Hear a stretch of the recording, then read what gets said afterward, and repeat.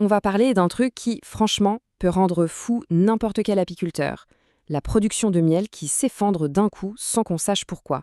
C'est super frustrant et beaucoup sont passés par là. Alors aujourd'hui, on va essayer de démêler tout ça. Pour bien piger le truc, on va partir d'un cas d'école, un scénario tout simple. Imaginez, on a deux apiculteurs. Et attention, ces deux-là, ils travaillent dans des conditions qui sont en apparence totalement identiques. Je veux dire, même région, donc même météo, même fleurs à butiner. Ils ont aussi la même génétique d'abeilles, et évidemment, tout ça se passe pendant la même saison. Logiquement, on s'attendrait à ce qu'ils aient plus ou moins les mêmes résultats, non? Eh bien, pas du tout. Regardez le résultat. C'est là que le casse-tête commence. D'un côté, le premier apiculteur croule sous le miel. Ses hausses débordent. Et de l'autre, son voisin termine la saison avec presque rien. Une récolte quasi nulle. Mais comment c'est possible? Qu'est-ce qui peut expliquer un fossé pareil? Du coup, la question est posée. C'est la faute à qui? Est-ce que le problème vient de la reine, de sa génétique, ou est-ce que c'est l'apiculteur qui a fait quelque chose de différent? C'est le cœur de notre enquête aujourd'hui. Allez, on ouvre le dossier. Et on commence par le suspect numéro 1, celui qu'on accuse presque tout le temps en premier, la reine. C'est vrai que c'est souvent l'explication la plus facile, la plus évidente. Et soyons clairs, il y a de vrais cas où la reine est la source du problème. Ça arrive bien sûr.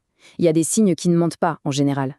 Par exemple, une ponte qui devient faible ou tout éparpillé sur le cadre. Ça, c'est un mauvais signe. Une reine qui commence à se faire vieille va forcément perdre en performance. Ou alors, autre cas classique, elle a été mal fécondée et, pouf, elle n'a plus de spermatozoïdes en réserve. Et puis, il y a ces phéromones, cette sorte de colle sociale de la ruche, qui peuvent aussi devenir moins puissantes. La mécanique derrière tout ça est hyper simple. C'est logique. La reine pond moins. Moins de couvains, ça veut dire moins de nouvelles abeilles. La population de la ruche stagne, voire diminue.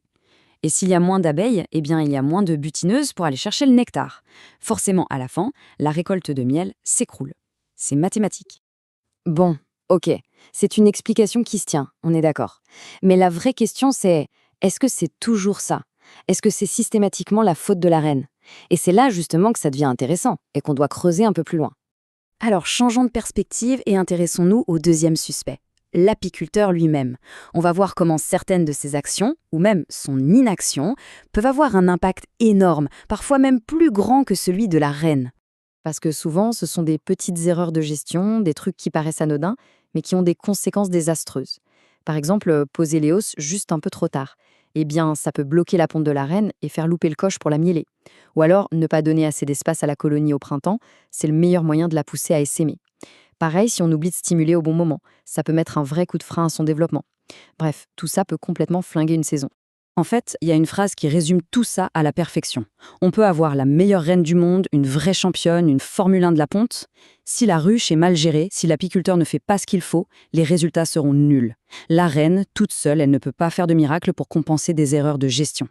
Bon, la théorie c'est une chose, mais le mieux c'est encore de regarder une preuve concrète, qui vient directement du terrain.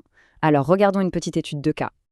L'expérience c'est hyper simple mais très parlante. On prend deux colonies qui sont sœurs, donc elles viennent de la même reine, elles ont exactement la même génétique. La première colonie est gérée au top. On anticipe, on lui donne de la place avant même qu'elle en manque, on la stimule. Résultat, les hausses sont pleines, récolte maximale. Et juste à côté, on a la seconde colonie. On lui fait subir un tout petit truc, un léger manque de place pendant à peine 10 jours. Une petite erreur en somme. Eh bien, ça suffit à déclencher un début d'essaimage, la reine se met à pondre moins, et voilà, la récolte est foutue. La conclusion, elle est juste limpide. Ce qui a fait toute la différence ici, ce n'est pas la reine, c'était la même dans les deux ruches. Non, la seule, l'unique variable qui a tout changé, c'était la façon dont l'apiculteur a géré la colonie. Alors, maintenant qu'on a regardé les deux côtés du dossier, l'accusation contre la reine et celle contre l'apiculteur, quel est le verdict? Comment on partage les responsabilités dans le succès ou l'échec d'une ruche? Eh bien, le verdict, c'est 50-50.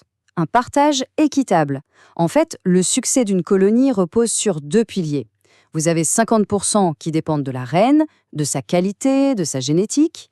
Mais les autres 50%, et c'est tout aussi important, eh bien ça dépend entièrement de l'apiculteur, de ses choix, de ses actions. Du coup, ça nous donne une sorte de checklist mentale super pratique. Avant de se précipiter pour changer une reine en se disant « c'est sa faute », il faut faire une pause et se poser quelques questions, honnêtement. Est-ce que la colonie a vraiment eu assez de place au bon moment? Est-ce que la fièvre d'essaimage a bien été gérée? Est-ce que la stimulation a été faite quand il fallait? Est-ce que la colonie était bien équilibrée globalement? On pourrait finir là-dessus. C'est vraiment l'idée à retenir. Être un bon apiculteur, ce n'est pas juste être un technicien qui change des reines. Non, le vrai talent, c'est de savoir lire sa ruche. C'est de l'observation, de la compréhension des petits signaux qu'elle envoie, et de l'action au bon moment. C'est presque un dialogue constant. Et ça laisse une question en suspens, une question pour tout le monde. Combien de fois a-t-on accusé une reine un peu trop vite, alors qu'en fait, le problème, c'était une petite erreur de gestion? C'est une question qui pousse à regarder ces ruches différemment. Merci d'avoir suivi cette analyse.